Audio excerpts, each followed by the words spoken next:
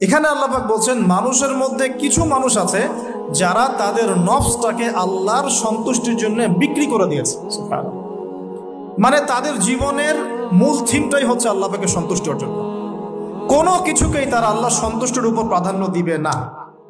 যদি কোটি টাকার অফার আসে হারাম, সে সেটা রিজেক্ট করবে, আল্লাহ নারাজ হবে।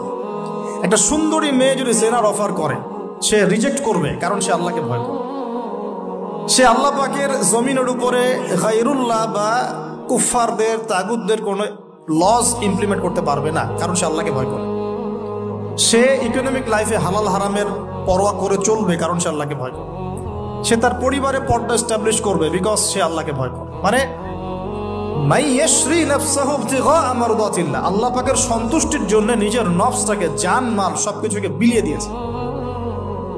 এই মানুষগুলোর সম্পর্কে আল্লাহ বলছেন ওয়াল্লাহু রাউফুম বিল ইবাদ। এই মানুষগুলোর প্রতি আল্লাহ পাক রাউফ হবেন, কোমল নরম সফট হয়ে যান। সুবহানাল্লাহ।